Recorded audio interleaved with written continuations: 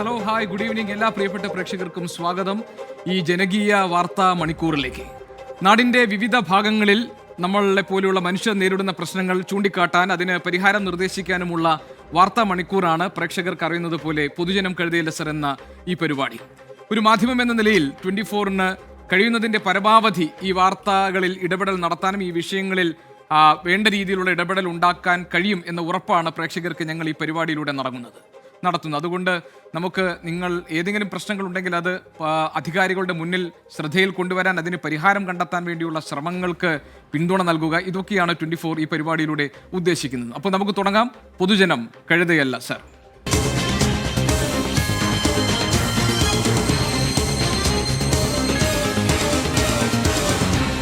പൊതുജനം കഴുതയല്ല സാർ. ഇപ്പോൾ തന്നെ നേരിട്ട് ഈ സ്ക്രീനിൽ വരുന്ന ടെലിഫോൺ നമ്പറിൽ നിങ്ങൾക്ക് ഈ ജനകീയ പ്രശ്നങ്ങൾ സംബന്ധിച്ച് നിങ്ങൾ കാണുന്നതും നിങ്ങൾ അനുഭവിക്കുന്നതോ നിങ്ങൾ അറിയുന്നതുമായ പ്രശ്നങ്ങൾ ഞങ്ങളുടെ ശ്രദ്ധയിലേക്ക് കൊണ്ടുവരാവുന്നതാണ്. പ്രേക്ഷകർക്കുള്ള ആശങ്കകൾ അല്ലെങ്കിൽ പരാതികൾ ഇതൊക്കെ അധികൃതരുടെ ശ്രദ്ധയിലേക്ക് ഞങ്ങൾ എത്തിക്കും. ഇപ്പോൾ ഈ നമ്പറിലേക്ക് നിങ്ങൾക്ക് വിളിക്കാം. നമ്പർ ഇതാണ്: 048428305110 0484283050. വാർത്തകളും ദൃശ്യങ്ങളും ഒക്കെ പ്രേക്ഷകർക്ക് ഞങ്ങളുമായി പങ്കുവയ്ക്കാൻ ആഗ്രഹിക്കുന്നുണ്ടെങ്കിൽ വേണമെങ്കിൽ ഞങ്ങളുടെ വാട്സാപ്പ് മുഖേനയും നിങ്ങൾക്ക് ഇതെല്ലാം ചെയ്യാവുന്നതാണ്. വാട്സാപ്പ് നമ്പർ ഇതാണ്: 6235968937 6235968937. പൊതുജനം കഴുതയില്ല സർ എന്ന ഇന്നത്തെ ഈ പരിപാടിയിൽ ഈ എപ്പിസോഡിൽ നമ്മൾ ആദ്യം പരിശോധിക്കാൻ പോകുന്നത് മലപ്പുറത്ത് നിന്നുള്ള ഒരു വാർത്തയും റിപ്പോർട്ടുമാണ്. എളങ്കൂരിലാണ്. നിങ്ങൾക്കറിയാം, ഭർത്തൃവീട്ടിൽ യുവതി ആത്മഹത്യ ചെയ്ത കേസിൽ ചില പ്രധാനപ്പെട്ട വെളിപ്പെടുത്തലുകൾ പുറത്തു വന്നിരിക്കുകയാണ്. വിഷ്ണുജയെ ഭർത്താവ് പ്രബിൻ ശാരീരികമായും മാനസികമായും പീഡിപ്പിച്ചിരുന്നു എന്നതാണ് ഇപ്പോൾ പുറത്തുവരുന്ന പ്രധാനപ്പെട്ട വിവരങ്ങൾ. വിഷ്ണുജയുടെ ഫോണും പ്രബിന്റെ നിരീക്ഷണത്തിലായിരുന്നു എന്നാണ് നമ്മളെ നടുക്കുന്ന ഈ വിവരങ്ങൾ പുറത്തു വരുമ്പോൾ അറിയാൻ കഴിയുന്നത്. കേസിൽ ഭർത്താവ് പ്രബിൻ റിമാൻഡിലായിരിക്കുകയാണ്. മഞ്ചേരി ജില്ലാ കോടതിയിലാണ് പ്രതിയെ 14 ദിവസത്തേക്ക് റിമാൻഡ് ചെയ്തിരിക്കുന്നത്. പ്രബിനെതിരെ ഗുരുതരമായ വെളിപ്പെടുത്തലുമായി യുവതിയുടെ സുഹൃത്തും രംഗത്ത് വന്നിട്ടുണ്ട്. ആ റിപ്പോർട്ട് കണ്ടുകൊണ്ട് നമുക്ക് തുടങ്ങാം. വിഷ്ണുജ എന്ന 25-കാരിയുടെ ജീവൻ പൊലിയേണ്ടി വന്നു പ്രബിൻ ആരെന്നറിയാൻ. എല്ലാവർക്കും മുന്നിലും മാന്യനായി നടന്ന പ്രബിന്റെ മുഖം യഥാർത്ഥത്തിൽ പക്ഷേ വേറൊന്നായിരുന്നു.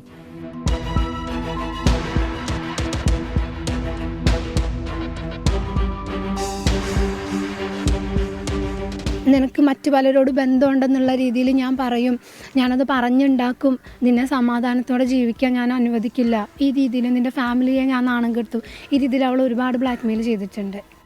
വിഷ്ണുജയെ പ്രബിൻ ശാരീരികമായും മാനസികമായും പീഡിപ്പിച്ചിരുന്നു. വിഷ്ണുജ പ്രശ്നങ്ങളും വിഷമങ്ങളും മറ്റാരോടെങ്കിലും ഫോണിൽ സംസാരിക്കുന്നുണ്ടോ എന്ന് പോലും പ്രബിൻ നിരീക്ഷിച്ചു. പീഡനം സഹിക്കവയ്യാതെ വിവാഹബന്ധം വേർപ്പെടുത്തുമെന്ന് പറഞ്ഞപ്പോൾ പലരുമായും വിഷ്ണുജയ്ക്ക് ബന്ധമുണ്ടെന്ന് പറഞ്ഞ് പരത്തുമെന്നും കുടുംബത്തെ അപമാനിക്കുമെന്നുമാണ് പ്രബിൻ പറഞ്ഞത്. ഓളെ മേലൊക്കെ ഇങ്ങനെ ചെറുതായി പാടൊക്കെ കണ്ട സമയത്ത് ഞങ്ങൾ അങ്ങനെ ചോദിച്ചിരുന്നു, എന്താ വിഷ്ണു എന്തൊക്കെ എന്നൊക്കെ ചോദിച്ചപ്പോൾ അവൾ പറഞ്ഞു, എന്താ ഇല്ല എടി അതൊന്നും കുഴപ്പമില്ല, ഞാൻ അത് അത്ര പ്രശ്നമില്ല, അതൊക്കെ ഇപ്പോൾ എല്ലാ ഇതിലും ഉണ്ടാവണതല്ലേ, അങ്ങനത്തെ രീതിയിലാണ് പറയും. ഒക്കെ കൂളായിട്ട് നമ്മൾ എത്ര ഇതാക്കി പറഞ്ഞാലും ഞങ്ങളിപ്പോൾ എൻ്റെ വീട്ടിലേക്ക് വരും, എന്നെ കൊണ്ടുവരുമെന്ന് പറഞ്ഞാലേ ഇല്ല ഞാൻ ഇതൊക്കെ ഞാൻ ഇതിനെ കൊണ്ട് സോൾവ് ആക്കാൻ കഴിയുന്ന കാര്യങ്ങളേ ഉള്ളൂ ഇതൊക്കെ.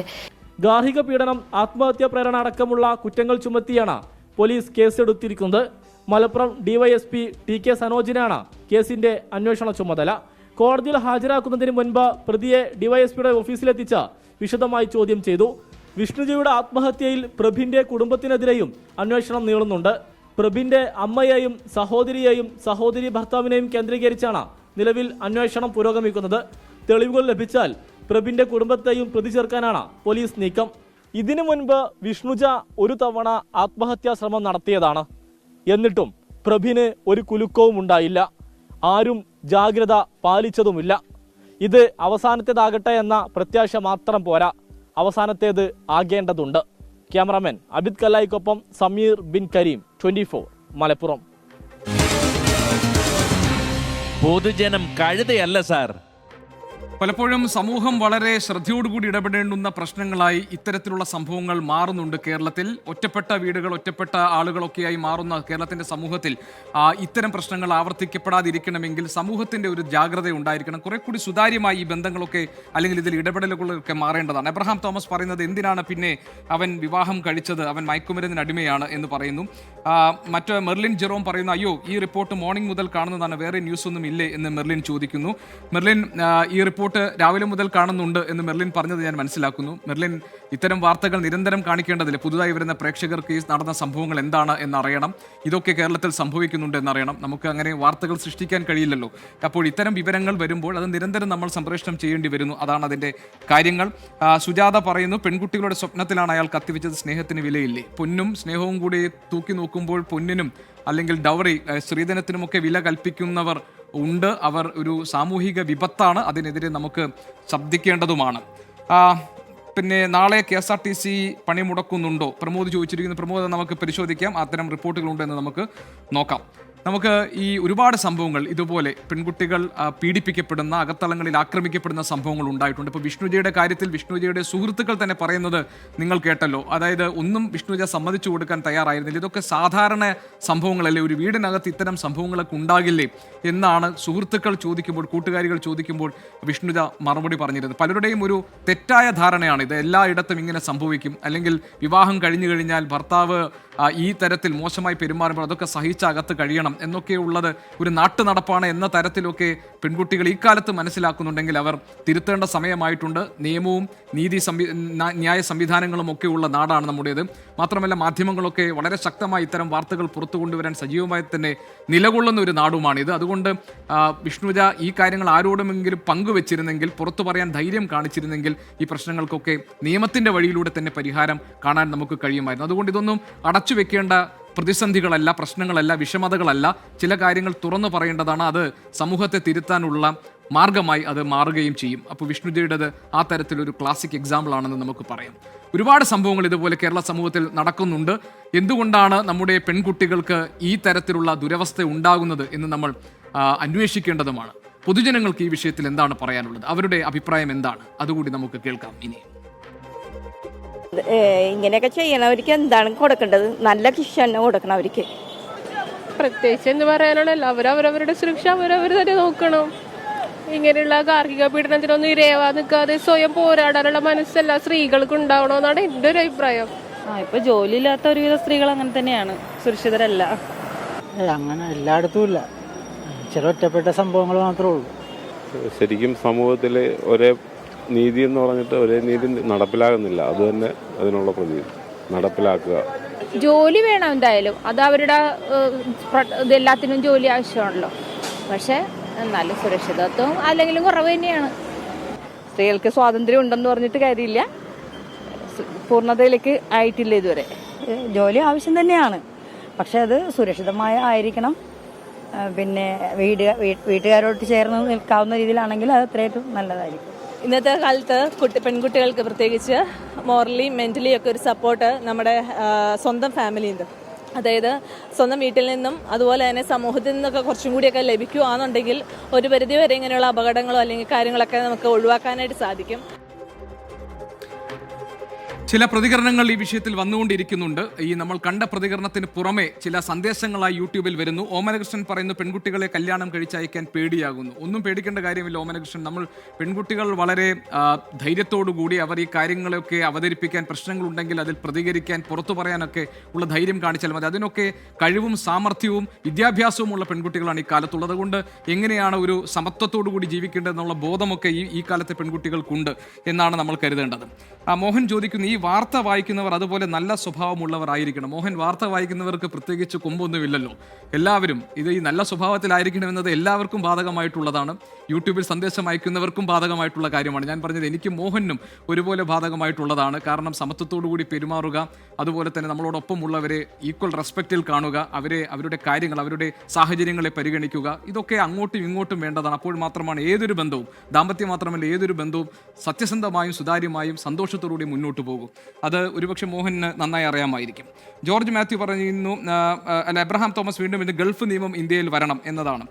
ഗൾഫ് നിയമം വരണം എന്നതിനൊപ്പം എബ്രഹാം തോമസ്, അതിനേക്കാൾ അപ്പുറം നമ്മുടെ ചെറുപ്പക്കാർ കുറെ കൂടി ഈ പുതിയ കാലത്തിനനുസരിച്ച് കാര്യങ്ങൾ മനസ്സിലാക്കുകയും തിരുത്തേണ്ടടുത്ത് തിരുത്തുകയും മയക്കുമരുന്നും അല്ലെങ്കിൽ ഏതെങ്കിലും മദ്യം പോലെയുള്ള മയക്കുമരുന്നിനൊക്കെ അടിമയാകുന്നവരുണ്ടെങ്കിൽ അതൊക്കെയാണ് തിരുത്തി മുന്നോട്ട് വരേണ്ടത്. രക്ഷിതാക്കൾ പെൺകുട്ടികൾ പറയുന്ന കാര്യങ്ങൾ ശ്രദ്ധിക്കുകയും അവർക്ക് പിന്തുണ നൽകുകയും അവരെ സംരക്ഷിച്ച് നിർത്തുകയും ഒക്കെ വേണം. അങ്ങനെ ഈ പ്രശ്നങ്ങൾ ക്രമേണ നമുക്ക് ഇല്ലാതാക്കാൻ കഴിയും. KSRTC നാളെ പണിമുടക്കുണ്ടോ എന്ന് വീണ്ടും അനുജ് എസ് നായർ കൂടി ചോദിച്ചിരിക്കുന്നു. KSRTCയിൽ നാളെ പണിമുടക്കുണ്ട്. ആ പണിമുടക്ക് ഏത് സ്വഭാവത്തിലുള്ളതാണ്, എന്തൊക്കെയാണ്, ഏത് സാഹചര്യത്തിലാണ് പണിമുടക്കിലേക്ക് പോകുന്നത് എന്നതിൻ്റെയൊക്കെ വിശദമായ റിപ്പോർട്ട് നമുക്ക് പൊതുജനം കരുതിയല്ല സാർ എന്ന ഈ പരിപാടിയിൽ നമുക്ക് കാണിക്കാനും കഴിയും.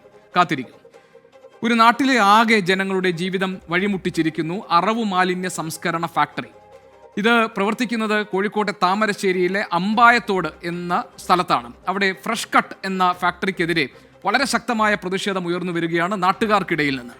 രൂക്ഷമായ ദുർഗന്ധവും പുറത്തേക്ക് ഒഴുകുന്ന മലിനജലവും മൂലം പൊതുജനങ്ങൾ അനുഭവിക്കുന്ന ദുരിതം കണ്ടില്ലെന്ന് നടിക്കുകയാണ് അധികാരികൾ എന്ന പരാതി കൂടി അവർക്കുണ്ട്. ആ നാട്ടുകാർ അനുഭവിക്കുന്ന പ്രശ്നങ്ങൾ എത്രത്തോളം ഉണ്ട് എന്ന് നമുക്ക് ഈ റിപ്പോർട്ട് കാണുമ്പോൾ മനസ്സിലാകും. അപ്പോൾ അധികാരികൾ എത്ര ഗൗരവത്തോടു കൂടിയാണ് ഈ പ്രശ്നത്തിൽ ഇടപെടേണ്ടത് എന്നതും ഈ റിപ്പോർട്ടിൽ നിന്ന് നമുക്ക് വ്യക്തമാകും. ആ റിപ്പോർട്ടിൽ കോഴിക്കോട് കട്ടിപ്പാറ പഞ്ചായത്തിലെ ഇറച്ചിപ്പാറയിലാണ് ഫ്രഷ് കട്ട് എന്ന അറവു മാലിന്യ സംസ്കരണ കേന്ദ്രം പ്രവർത്തിക്കുന്നത്. അനുവദനീയമായതിലും കൂടുതൽ മാലിന്യം സംസ്കരിക്കുന്ന ഈ കേന്ദ്രം അടച്ചുപൂട്ടണമെന്നാണ് നാട്ടുകാരുടെ പ്രധാന ആവശ്യം. 30 ടൺ മാലിന്യം സംസ്കരിക്കാൻ ശേഷിയുള്ള ഫാക്ടറിയിൽ 100 ടണ്ണിലധികം മാലിന്യം എത്തുന്നുവെന്നാണ് നാട്ടുകാരുടെ പ്രധാന പരാതി. ഇതുമൂലം രൂക്ഷമായ ദുർഗന്ധമാണ് പുറത്തുവരുന്നത്. ഫാക്ടറിയിൽ നിന്നും മലിനജലം പുഴയിലേക്ക് ഒഴുക്കുന്നു. ഇത് ഓമശ്ശേരി, കോടഞ്ചേരി, താമരശ്ശേരി പഞ്ചായത്തുകളിലെ നിരവധി കുടിവെള്ള പദ്ധതികളെയും ബാധിച്ചുവെന്നും ആരോപണമുണ്ട്. മണം മാത്രമല്ല, പുഴയിലേക്ക് വരുന്ന ദുർഗന്ധം കൊണ്ട് ഞങ്ങൾ പുഴയിൽ കുളിക്കാനും പച്ചക്കറി നടാനും എല്ലാത്തിനും ഇറങ്ങിപ്പോയിരുന്നൊരു സ്ഥലമാണ്. ഇപ്പോൾ ഞങ്ങൾക്ക് അതിനൊന്നും പറ്റുന്നില്ല. കുളിക്കാൻ പോകാൻ പറ്റുന്നില്ല, ഒരു കാര്യത്തിനും പുഴയിലേക്ക് ഇറങ്ങാൻ പറ്റുന്നില്ല. ഭയങ്കര മണം എന്ന് പറഞ്ഞാൽ ഇവിടെ ഭയങ്കര ബുദ്ധിമുട്ടാണ്. ചെറിയ മക്കൾ വരെ അതുകൊണ്ട് ബുദ്ധിമുട്ടാണ്. ഇന്നലെ വൈകുന്നേരം പോലും ചെറിയ 2.5 വയസ്സായ കുട്ടീനോട് പറയാണ്, ഉമ്മച്ചിയെ വാതിൽ തുറക്കല്ലേ മണക്കണെന്ന്. സമീപത്തെ 100 കണക്കിന് ആളുകൾ അലക്കാനും കുളിക്കാനും ഉപയോഗിച്ചിരുന്ന പുഴകളാണ് മലിനജലം മൂലം ഇറങ്ങാൻ പോലും സാധിക്കാത്ത സ്ഥിതിയിലായത്. 2023 മെയ് 11 നിയമസഭാ സമിതി സ്ഥലം സന്ദർശിച്ചു. ജനങ്ങളുടെ ദുരിതം നേരിട്ട് മനസ്സിലാക്കുകയും അടിയന്തര നടപടി സ്വീകരിക്കുമെന്ന് ഉറപ്പു നൽകുകയും ചെയ്തു. പിന്നീട് കളക്ടറുടെ ചേംബറിൽ നടന്ന യോഗത്തിലും പ്രശ്നത്തിന്റെ ഗൗരവം മനസ്സിലാക്കി നടപടി ഉണ്ടാകുമെന്ന് ഉറപ്പു നൽകി. പക്ഷേ പിന്നീടൊന്നും സംഭവിച്ചില്ല. സമീപവാസികൾക്ക് മാത്രമല്ല 3 കിലോമീറ്റർ അകലെയുള്ള കൂടത്തായി, കുടുക്കിലുമ്മരം ഭാഗങ്ങളിലുള്ളവർക്ക് പോലും ദുർഗന്ധം മൂലം വീടുകളിൽ കിടന്നുറങ്ങാനോ ഭക്ഷണം കഴിക്കാനോ പറ്റാത്ത അവസ്ഥയാണ്. രാത്രി 3 മണിക്കൂർ തുറന്നാൽ 4 മണി 5 മണി വരെ ഭയങ്കര വാസന. മൂക്കിൻ്റെ പോലെ പൊട്ടിനെ അത്തരം കൊണ്ട് കയറി വരിക, ഭയങ്കര വാസന. മക്കളും ഒക്കെ അടങ്ങാറാകുക. സംയുക്ത സമരസമിതിയും വിവിധ രാഷ്ട്രീയ പാർട്ടികളും പലതവണ ഫാക്ടറിയിലേക്കും കളക്ടറേറ്റിലേക്കും മാർച്ചും ധരണയും നടത്തി. ഒടുക്കം തിരുവമ്പാടി MLA ലിൻഡോ ജോസഫ് തന്നെ സമരവും നയിച്ചു. എന്നാൽ ഇതുവരെയും യാതൊരു പരിഹാരവും കണ്ടില്ല എന്നു മാത്രമല്ല, പ്രശ്നങ്ങൾ കൂടുതൽ രൂക്ഷമാവുകയും ചെയ്തു. ഉദ്യോഗസ്ഥരുടെ സഹായത്തോടെ വ്യാജരേഖകൾ തയ്യാറാക്കി ഹൈക്കോടതിയെ വരെ തെറ്റിദ്ധരിപ്പിച്ചാണ് പ്രവർത്തനം മുന്നോട്ട് പോകുന്നതെന്നും നാട്ടുകാർ പറയുന്നു. പൊതുജനങ്ങൾക്ക് നൽകിയ വാഗ്ദാനങ്ങൾ പാലിക്കാൻ ഇനിയും അധികൃതർക്ക് കഴിഞ്ഞിട്ടില്ല. സ്ഥാപനങ്ങളും വ്യവസായശാലകളുമൊക്കെ ഒരു നാടിന് ആവശ്യമാണ്. പക്ഷേ അത് നാട്ടുകാരുടെ ഉറക്കം കെടുത്തുമ്പോഴാണ് അതിനെതിരെ പ്രതിഷേധങ്ങൾ ഉണ്ടാവുക. രാഹുൽ സുരേഷ്, 24 കോഴിക്കോട്. പൊതുജനം കഴുതയല്ല സാർ. ഈ അറവു മാലിന്യ സംസ്കരണ ഫാക്ടറിയിൽ നിന്ന് പുറത്തേക്ക് വരുന്ന ദുർഗന്ധം മാത്രമല്ല, അതിലൂടെ ഒഴുകി വരുന്ന മലിനജലം വലിയ കടുത്ത ശാരീരിക പ്രശ്നങ്ങൾ കൂടി അവിടുത്തെ നാട്ടുകാർക്ക് ഉണ്ടാക്കുന്നുണ്ട്. അതുകൊണ്ട് മൂക്കുപൊത്തി ജീവിക്കുക മാത്രമല്ല, ശ്വാസകോശത്തെ പോലും ബാധിക്കുന്ന തരത്തിലുള്ള വലിയ ഗുരുതര രോഗാവസ്ഥയിലേക്കൊക്കെ അവരെ നയിക്കുന്ന തരത്തിലേക്ക് ഈ പ്രശ്നം മാറുന്നുണ്ട്. അധികൃതരുടെ ശ്രദ്ധയിൽപ്പെടുത്തിയിട്ടും വേണ്ട തരത്തിൽ ഇടപെടലുകൾ ഉണ്ടാകുന്നില്ല എന്നതാണ് ഈ പ്രശ്നത്തിന് സംഭവിച്ചുകൊണ്ടിരിക്കുന്നതെങ്കിൽ അത് വളരെ ഗൗരവത്തോടു കൂടി വീണ്ടും അത് നമ്മൾ ഒരിക്കൽ കൂടി ആ കാര്യങ്ങൾ പരിശോധിക്കുകയും വീണ്ടും അത് അധികാരികളുടെ ശ്രദ്ധയിൽ കൊണ്ടുവരികയും ചെയ്യും. ഇത് പൊതുജനങ്ങൾ ശക്തമായി ഇടപെട്ടുകൊണ്ട് പ്രതിഷേധത്തിലേക്ക് ഇറങ്ങിക്കൊണ്ട് ഈ പ്രശ്നത്തിന് പരിഹാരം ഉണ്ടാക്കേണ്ടതാണ്. ഇതിന് 24 ഒരു മാധ്യമം എന്ന നിലയിൽ എല്ലാ തരത്തിലുള്ള പിന്തുണയും ഈ കാര്യത്തിൽ നൽകും. ദുർഗന്ധം മൂലം സമീപത്ത് താമസിക്കുന്ന കുടുംബങ്ങൾ ഇപ്പോൾ ദുരിതത്തിലാണ്. അവരിൽ പലരും പറയുന്ന കാര്യങ്ങൾ നമ്മൾ കേട്ടു. പലതരത്തിലുള്ള പ്രതിഷേധം പലകുറി ഇവർ നടത്തിയിട്ടുണ്ടെങ്കിലും ഈ പ്രശ്നത്തിന് ഇതുവരെ പരിഹാരം കണ്ടെത്താൻ കഴിഞ്ഞിട്ടില്ല. വിഷയത്തിൽ ജില്ലാ ഭരണകൂടം നൽകിയ ഉറപ്പും പാഴായിട്ടുണ്ട് എന്നാണ് ആളുകൾ പറയുന്നത്. അതുകൊണ്ട് നാട്ടുകാർ ഇനി എന്ത് ചെയ്യണം, അടുത്ത സ്റ്റെപ്പ് പ്രതിഷേധം എങ്ങനെ കൊണ്ടുപോകണം എന്നൊക്കെയുള്ള ആലോചനകളിലേക്ക് അവർ കടന്നിട്ടുണ്ട്. ഈ പ്രശ്നത്തിന് എന്താണ് ശാശ്വത പരിഹാരം കാണാൻ എങ്ങനെ കഴിയും എന്നത് നമ്മുടെ മുന്നിലൂടെ ഒരു ചോദ്യമായി അവശേഷിക്കുന്നുണ്ട്. നമുക്കൊരു കാര്യം ചെയ്യാം, നാട്ടുകാർ, ആ ഭാഗത്ത് താമസിക്കുന്നവർ, അവർക്ക് പറയാനുള്ളത് എന്താണ് എന്ന് കേൾക്കാം. ഇനി ഈ ജനങ്ങൾ ഒറ്റക്കെട്ടായി ഒരുമിച്ച് ഈ പ്രശ്നപരിഹാരം കാണുന്നിടം വരെ ഈ സമരരംഗത്ത് ഉണ്ടാകുമെന്ന് മാത്രമാണ് നമുക്ക് പറയാനുള്ളത്. തൊഴുവ ശ്വാസം മുട്ടുകയാണ്. അപ്പം എനിക്ക് മണം കൂടി വരുമ്പോഴേക്ക് സഹിക്കാൻ അവന് തല ഇങ്ങനെ തൻ്റെ മുട്ടാൻ ഇങ്ങനെ വട്ടം കറങ്ങും. അപ്പോൾ ഞാൻ അവിടെ കിടക്കും. മണം തന്നെ രാവിലെ രാത്രിയൊക്കെ തന്നെ എല്ലാ ടൈമും മണം തന്നെയാണ്. പിന്നെ ഇതാ നോക്കിയാൽ കാണാൻ തന്നെയാണ്. ഇവിടെ ബേക്കിലിറങ്ങിയാൽ മതി കാണാൻ സാധനം. അത്രയ്ക്ക് ബുദ്ധിമുട്ട് തന്നെയാണ്. കുട്ടിക്ക് പഠിക്കാൻ പറ്റുന്നില്ല, ഭക്ഷണം കഴിക്കാൻ പറ്റുന്നില്ല, ഫുഡ് വേണ്ടാന്നാണ് പറയുന്നത് കുട്ടികളെ കൊടുക്കുമ്പോൾ. അപ്പോൾ ഇത്രയും നിങ്ങൾ അനുഭവിക്കുകയാണ് കുറേ കാലമായി.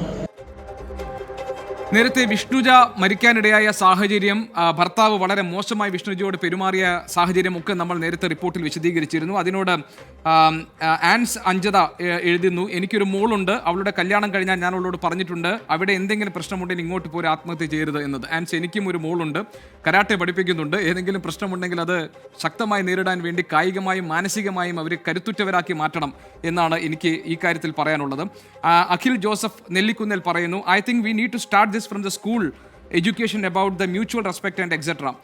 You are absolutely right, Mr. Akhil. I too join with you because നമ്മൾ ഇതെല്ലാം all this should be part of our curriculum. അതിലേക്ക് കൊണ്ടുവരണം. This gender issues, everything should be part of the curriculum. അതിനോട് ഞാൻ താങ്കളോടും യോജിക്കുന്നു. ഇതെല്ലാം നമ്മുടെ കരിക്കുലത്തിൻ്റെ ഭാഗമായി കൊണ്ടുവരണം. എങ്ങനെയാണ് ഈ ഈക്വൽ റെസ്പെക്റ്റോടുകൂടി, മ്യൂച്വൽ റെസ്പെക്റ്റോടുകൂടി കഴിയേണ്ടത്, എങ്ങനെയാണ് സൊസൈറ്റിയിൽ ഇക്വാളിറ്റി കൊണ്ടുവരേണ്ടത്, എങ്ങനെയാണ് നമ്മൾ അവരുടെ അഭിപ്രായങ്ങളെ മാനിക്കേണ്ടത്, ഈ കാര്യങ്ങളൊക്കെ തന്നെ സ്കൂൾ തലം മുതൽ പാഠ്യപദ്ധതിയുടെ ഭാഗമാകണം എന്ന് പറഞ്ഞ അഭിപ്രായത്തോട് ഞാൻ 100% യോജിക്കുകയാണ്. KSRTCയിൽ നാളെ പണിമുടക്കുണ്ടോ എന്നത് വലിയ ആകാംക്ഷ നിറഞ്ഞ ചോദ്യമായി, സംശയങ്ങളുമായി നിരവധി പേർ സന്ദേശങ്ങൾ അയക്കുന്നുണ്ട്. KSRTCയിലെ പണിമുടക്കുമായി ബന്ധപ്പെട്ട റിപ്പോർട്ട് ഉണ്ടാകുമെന്ന് ഞാൻ നിങ്ങളോട് പറഞ്ഞു. ആ റിപ്പോർട്ടിലേക്ക് നമ്മൾ വരും. അപ്പോൾ നമ്മൾ തുടരുന്നു പൊതുജനം കഴുതയല്ല സർ എന്ന ഈ പരിപാടി. ഒരുപാട് റിപ്പോർട്ടുകൾ കാണിക്കുമ്പോഴും ഒരുപാട് ആളുകൾ ധാരാളമായി ചോദിച്ചുകൊണ്ടിരിക്കുന്ന ഒരൊറ്റ ചോദ്യം, KSRTCയിൽ നാളെ പണിമുടക്കുണ്ടോ എന്നുള്ളതാണ്. KSRTCയിൽ നാളെ പണിമുടക്കുണ്ട്. ആ പണിമുടക്ക് ആഹ്വാനം ചെയ്തിരിക്കുന്നത് നാളെ എന്ന് പറഞ്ഞാൽ ഇന്ന് അർദ്ധരാത്രി മുതൽ, തിങ്കളാഴ്ച അർദ്ധരാത്രി മുതലാണ് പണിമുടക്കിന് ആഹ്വാനം നൽകിയിരിക്കുന്നത്. ആ ആഹ്വാനം നൽകിയിരിക്കുന്നത് TDF എന്ന ട്രാൻസ്പോർട്ട് ഡെമോക്രാറ്റിക് ഫെഡറേഷൻ, INTUC യൂണിയനുകളുടെ ഒരു കൂട്ടായ്മയാണ്. അവരാണ് പണിമുടക്കാൻ ആഹ്വാനം നൽകിയിരിക്കുന്നത്. ഈ പണിമുടക്കുമായി മുന്നോട്ട് പോകും, അതായത് ഫെബ്രുവരി 4 പ്രഖ്യാപിച്ച പണിമുടക്കുമായി മുന്നോട്ട് പോകും എന്ന് TDF അറിയിച്ചിട്ടുണ്ട്. ശമ്പള വിതരണം, KSRTC ജീവനക്കാർക്കുള്ള ശമ്പള വിതരണം എക്കാലത്തെയും ഒരു വലിയ പ്രശ്നമാണ്, പ്രതിസന്ധിയാണെന്ന് നമുക്കറിയാം. അവരുടെ അത് മുടങ്ങുന്നത് ഉൾപ്പെടെയുള്ള കാര്യങ്ങളിൽ പരിഹാരം വേണം എന്ന ആവശ്യങ്ങൾ ഉന്നയിച്ചുകൊണ്ടാണ് ഈ സമരം നടത്തുന്നത്. സമരത്തിനെതിരെ ഗതാഗത മന്ത്രി KB ഗണേഷ് കുമാറിന്റെ പ്രതികരണം വന്നിട്ടുണ്ട്. നമുക്ക് ആ പ്രതികരണം എന്താണെന്ന് കേൾക്കാം. ഈ സമരം എങ്ങനെയാണ് സാധാരണക്കാരായ ആളുകളുടെ നാളെ തൊട്ടുള്ള അവരുടെ ദൈനംദിന ജീവിതത്തെ ബാധിക്കുന്നത് എന്നതൊരു പ്രധാനപ്പെട്ട പ്രശ്നമാണ്. ട്രാൻസ്പോർട്ട് ഡെമോക്രാറ്റിക് ഫെഡറേഷൻ ഈ സമരപ്രഖ്യാപനം നടത്തിയിരിക്കുന്നത് നിലവിലുള്ള പല പ്രശ്നങ്ങൾക്കും പരിഹാരം ഉണ്ടാകണം. അതിൽ ഏറ്റവും പ്രധാനപ്പെട്ട പ്രശ്നമായി അവർ ഉന്നയിക്കുന്നത് കൃത്യമായി ശമ്പളം KSRTC ജീവനക്കാർക്ക് നൽകണം എന്നുള്ളതാണ്. ന്യായമായ ആവശ്യമാണ്. പക്ഷേ ഈ സമരം അത് ആരെ എങ്ങനെ ബാധിക്കും എന്നുള്ളതാണ്. ഗതാഗത മന്ത്രി ശക്തമായ ഭാഷയിൽ ഇതിനെതിരെ വന്നിട്ടുണ്ടെന്നാണ് ഞാൻ മനസ്സിലാക്കുന്നത്. അദ്ദേഹത്തിന്റെ പ്രതികരണം നമുക്ക് ആദ്യം കാണാം. തിരിച്ചും മറിച്ചും നിങ്ങൾക്ക് മാസത്തിൽ ഒരുമിച്ച് ശമ്പളം തരാൻ തുടങ്ങി. ബഹുമാനപ്പെട്ട മുഖ്യമന്ത്രി ശ്രീ പിണറായി വിജയന്റെ സ്വപ്നമായിരുന്നു.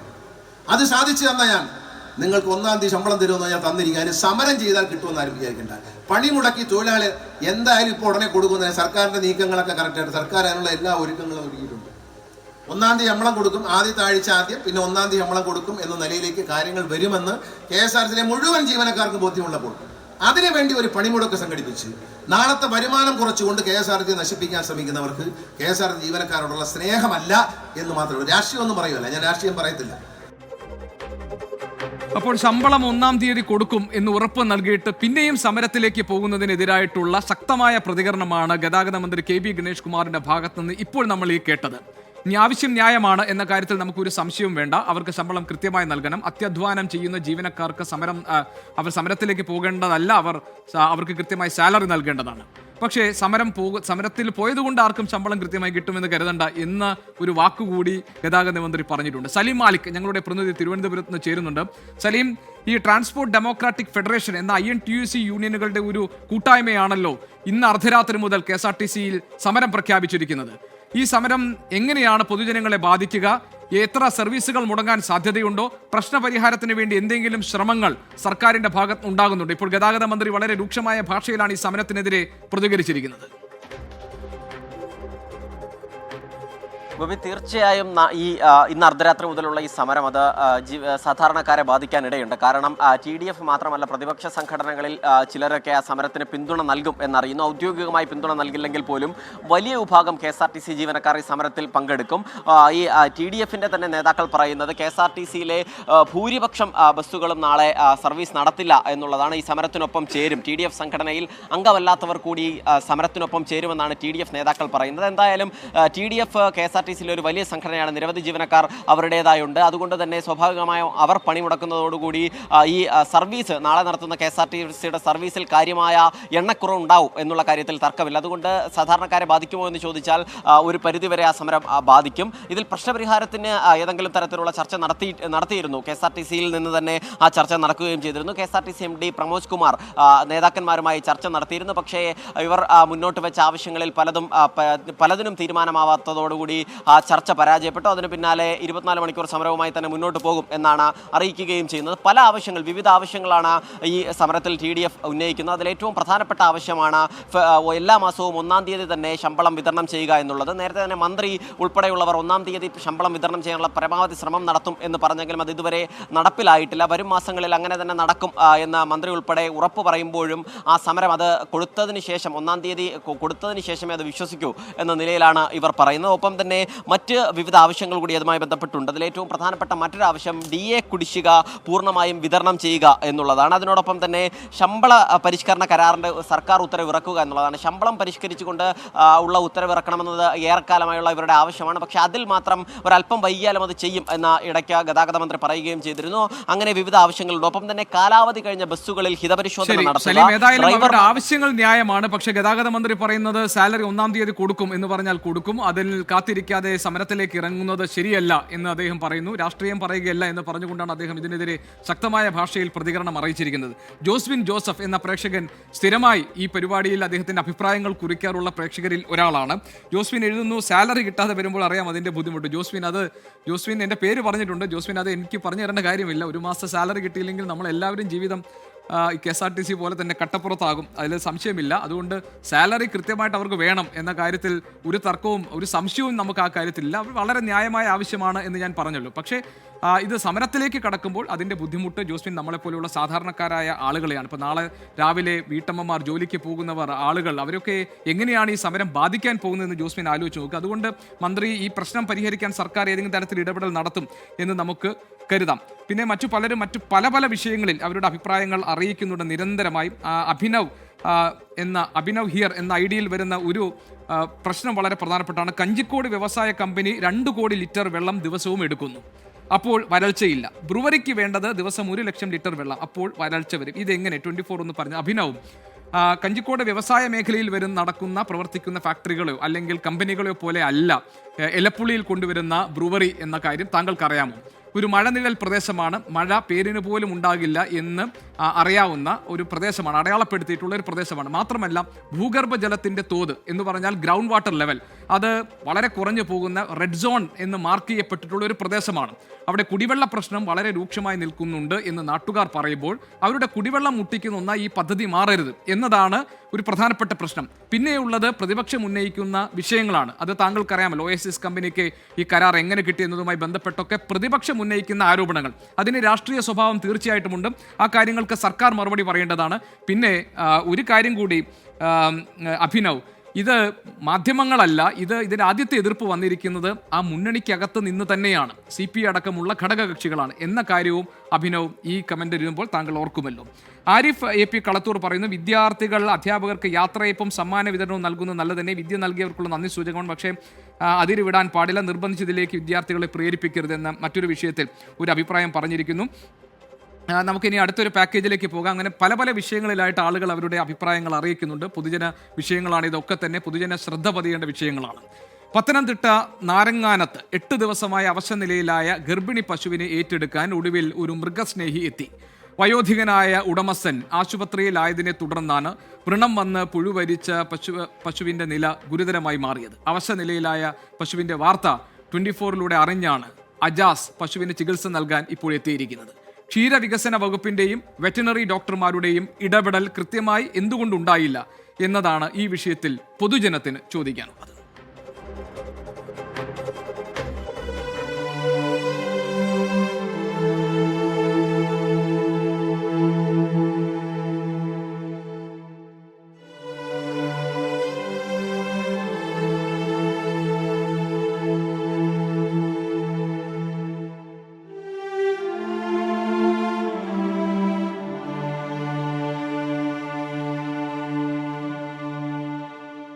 എനിക്ക് പുറകിലുള്ള ഈ തൊഴുത്തിൽ ഒരു മിണ്ടാപ്രാണി കിടന്ന് നരകിക്കാൻ തുടങ്ങിയിട്ട് ഏതാണ്ട് 8 ദിവസം പിന്നിടുകയാണ്. നന്ദിനി എന്ന ആ പശു ഗർഭിണിയാണ്. 8 മാസമായി. 2 ആഴ്ച മുൻപാണ് മന്മഥൻ നായരുടെ നന്ദിനി എന്ന 8 മാസം ഗർഭിണിയായ പശുവിനെ വീണ നിലയിൽ കണ്ടെത്തിയത്. പിന്നീട് പക്ഷേ 2 ദിവസം മുടന്തിയെങ്കിലും നടന്നു. ഇതിനിടയിൽ ഒറ്റയ്ക്ക് താമസിക്കുന്ന വയോധികനായ മന്മഥൻ നായർക്ക് ചികിത്സാർത്ഥം ആശുപത്രിയിലേക്ക് മാറേണ്ടി വന്നു. തിരികെ വരുമ്പോൾ കണ്ടത് പശു വീണു കിടക്കുന്നതാണ്. 3-ാമത്തെ ദിവസം കിടക്കാൻ നേരത്ത് കിടന്നു, പിന്നീട് എഴുന്നേറ്റില്ല. പിന്നെ അന്നേരം തന്നെ ആദ്യത്തെ ദിവസം തന്നെ ഡോക്ടറെ കൊണ്ടുവന്ന് എല്ലാം നോക്കിച്ചു. ഡോക്ടർ ഇഞ്ചക്ഷൻ ചെയ്തിരുന്നു. അപ്പോൾ അവർ പറഞ്ഞു മുതുകിന് എന്തെങ്കിലും കുഴപ്പമുണ്ടോ എന്ന് ഇപ്പോൾ അറിയാൻ പറ്റിയില്ല, നീര് വല്ലതും വരുവാന്നേ നോക്കണം. അപ്പോൾ ഞാൻ കാലിന് ഇച്ചിരി നീരുണ്ടായിരുന്നു. അന്ന് തന്നെ ഞാൻ അതിന് കുഴമ്പൊക്കെ തേച്ചിട്ട് ചൂട് വെച്ചായിരുന്നു, അയ്യത്ത് വെച്ച് തന്നെ. ഡോക്ടറെ വിവരം അറിയിച്ചു. വന്ന് കുത്തിവെപ്പെടുത്തു പോയതല്ലാതെ മറ്റൊരു നടപടികളിലേക്കും കടന്നില്ല. വലിയ ഭാരമുള്ള പശുവിനെ ഒന്നും മറച്ചു കിടത്താൻ പോലും ആകാതായതോടെ ഒരു ഭാഗം വ്രണം വന്ന് പുഴുവരിച്ചു തുടങ്ങി.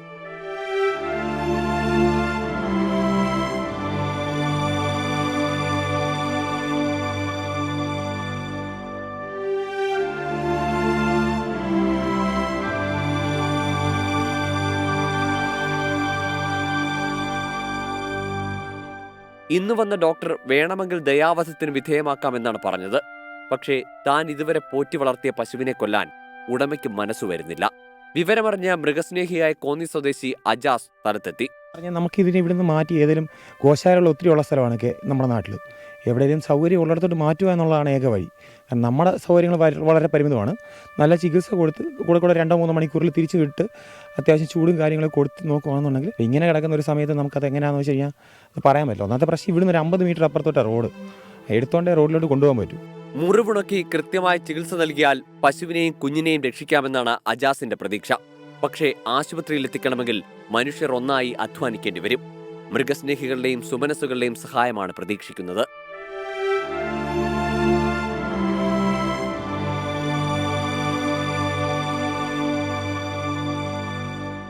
സഞ്ജയ് ഇക്ബാലിനും അഭിലാഷ് കൈതമണ്ണിനുമൊപ്പം ശ്രീജിത്ത് ശ്രീകുമാരൻ, 24 പത്തനംതിട്ട. ഞങ്ങളുടെ പ്രതിനിധി ശ്രീജിത്ത് ശ്രീകുമാരനാണ് പത്തനംതിട്ട നാരങ്ങാനത്തെ ഈ പശുവിൻ്റെ ദുരവസ്ഥയുടെ വിവരങ്ങൾ ആദ്യം റിപ്പോർട്ട് ചെയ്തത്. ഇപ്പോൾ അജാസ് എന്ന നല്ല മനസ്സുള്ള മനുഷ്യൻ രംഗത്ത് വന്നിരിക്കുന്നു. ഇനി എല്ലാവരും കൈകോർത്താൽ ഈ പശുവിനെ നമുക്ക് വീണ്ടും ജീവിതത്തിലേക്ക് തിരികെ കൊണ്ടുവരാൻ കഴിയും. ഈ ദയ അതല്ലെങ്കിൽ കരുണ എന്നൊക്കെ പറയുന്നത് സർവ്വജീവജാലങ്ങളോടും നമ്മൾ പുലർത്തേണ്ടുന്ന ഒന്നാണ്. അതിലൊരു ഉദാഹരണമാണ് ഇപ്പോൾ അജാസിലൂടെ നമ്മൾ കാണുന്നത്. അജാസിന് ഒറ്റയ്ക്ക് ഈ പ്രശ്നം പരിഹരിക്കാൻ കഴിയില്ല. അതിന് നല്ലവരായ സുമനസ്സുകളുടെ ഒരു കൂട്ടായ്മ തന്നെ വേണ്ടിവരും. ഇന്ന് വെറ്ററിനറി ഡോക്ടർ പറഞ്ഞതുപോലെ വേണമെങ്കിൽ ദയാവധത്തിന് ഇരയാക്കാം എന്ന് പറയുന്നതല്ല ഈ കാര്യങ്ങളിൽ പരിഹാരമായി ഉണ്ടാകേണ്ടത്. അത് അജാസിനെ പോലെയുള്ള ആളുകൾ പറഞ്ഞതുപോലെ ധാരാളം ഗോശാലകളുണ്ട്. ഇപ്പോൾ പശുവിനെ അവിടെ നിന്ന് കൊണ്ടുപോയി വേണ്ട ചികിത്സ നൽകി അതിനെ പരിചരിക്കുക എന്നതാണ് ഇപ്പോൾ ആവശ്യമായിട്ടുള്ളത്.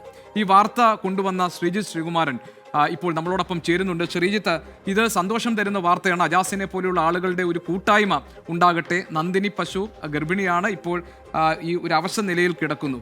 അപ്പോൾ ഇനി ആരുടെയൊക്കെ സഹായം വേണമെന്നാണ് അജാസ് പറയുന്നത്?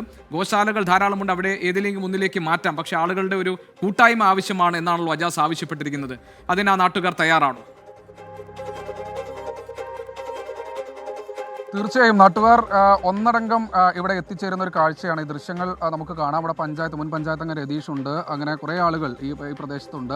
നമുക്ക് ആദ്യം ഈ ഡോക്ടേഴ്സിൻ്റെ ഒരു പ്രതികരണം. അവരിപ്പോൾ പെട്ടെന്ന് തന്നെ ഇവിടെ എത്തിയ ഡോക്ടേഴ്സ്, താങ്ക് യു ഡോക്ടർ, എന്തായാലും പെട്ടെന്ന് തന്നെ തിരിച്ചെത്തി. ഡോക്ടർ അനിൽ അല്ലേ?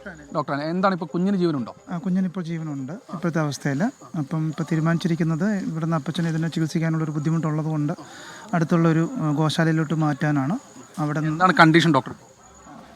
ഇപ്പം തീർച്ചയായും ഒരു ആദ്യം ദിവസം തൊട്ടൊരു ചെറിയ കോമ ഒരു സ്റ്റേജിലാണ്. നമുക്ക് പരമാവധി പ്രതീക്ഷയോടുകൂടി മുന്നോട്ട് പോയി നോക്കാം എങ്ങനെ ഉണ്ടാവും എന്നുള്ളത്. ഇപ്പം നമുക്കൊരു ഉറപ്പ് പറയാനാവാത്ത സ്ഥിതിയാണ്. എങ്കിലും നമുക്ക് പരമാവധി സേവനം മൃഗസംരക്ഷണ വകുപ്പിൻ്റെ ഭാഗത്തുനിന്നും തീർച്ചയായും ഉണ്ടാവുന്നതായിരിക്കും. തീർച്ചയായും രതീഷേട്ടാ, ഇപ്പോൾ നമ്മളിവിടെ വന്നപ്പോൾ കാണുന്ന കാഴ്ച അല്ല ഇപ്പോൾ ഉള്ളത്. കുറേ മനുഷ്യർ ഒപ്പം ചേർന്ന് വാർത്ത വന്നു, ഒക്കെ ഒപ്പം ചേർന്ന്. എന്താണ് പറയാം? വളരെ സന്തോഷം. കാരണം എന്ന് പറഞ്ഞാൽ ഈ ഒരു പശുവിൻ്റെ അവസ്ഥ നിങ്ങൾ രാവിലെ 24 ബ്രേക്ക് ചെയ്ത സമയത്ത് അത് കാണുകയും അജാസിനെ പോണക്ക് ഒരാൾ, ഒരു മൃഗസ്നേഹി അദ്ദേഹം ഇവിടെ എത്തുകയും, കാരണം ഇങ്ങനത്തെ സാഹചര്യങ്ങളിൽ ഒരാൾ ഓടിയെത്തുകയും അതിനെ പരിപാലിക്കാനുള്ള ഒരു അവസ്ഥയിലേക്ക് കാര്യങ്ങൾ നീങ്ങുകയും ചെയ്ത് വളരെയധികം സന്തോഷം.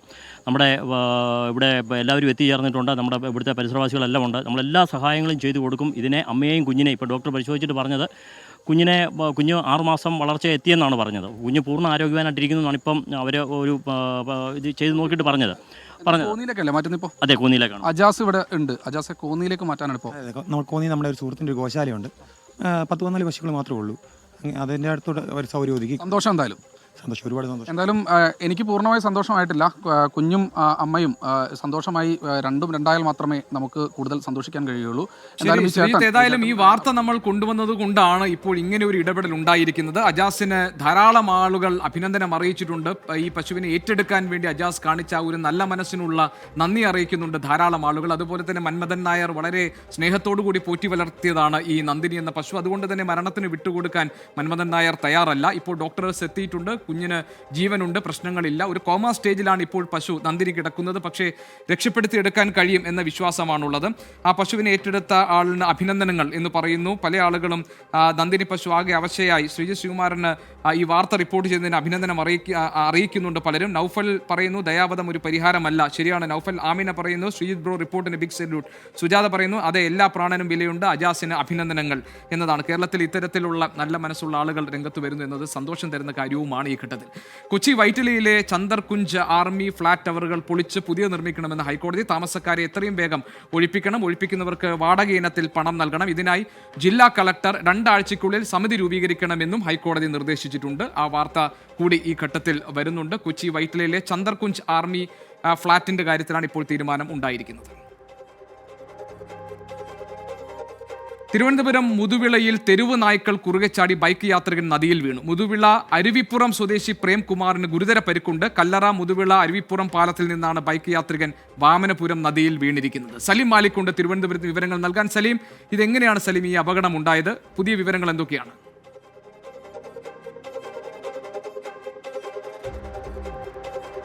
അരുവിപ്പുറം സ്വദേശിയായ അദ്ദേഹം വീട്ടിലേക്ക് തിരികെ പോകുകയായിരുന്നു. ബുള്ളറ്റിലായിരുന്നു തിരികെ വീട്ടിലേക്ക് പോകുന്നത്. ജോലി കഴിഞ്ഞ് മടങ്ങുന്ന വഴി ഒരു തെരുവ് നായയെ മറ്റ് ഒരു കൂട്ടം തെരുവ് നായ്ക്കൾ ഓടിച്ചു കൊണ്ടുവരികയായിരുന്നു. ആക്രമിച്ച് ഓടിച്ചു കൊണ്ടുവരുന്നതിനിടയിൽ ഈ ബൈക്കിൻ്റെ പരിസരത്തേക്ക് വന്നതിന് ശേഷം ഈ നായ്ക്കൾ ഒരുമിച്ച് ഈ കുറുകെ ചാടിയപ്പോഴാണ് ഈ അപകടമുണ്ടായത് എന്നാണ് അതിൻ്റെ ദൃക്സാക്ഷികൾ പറയുന്നത്.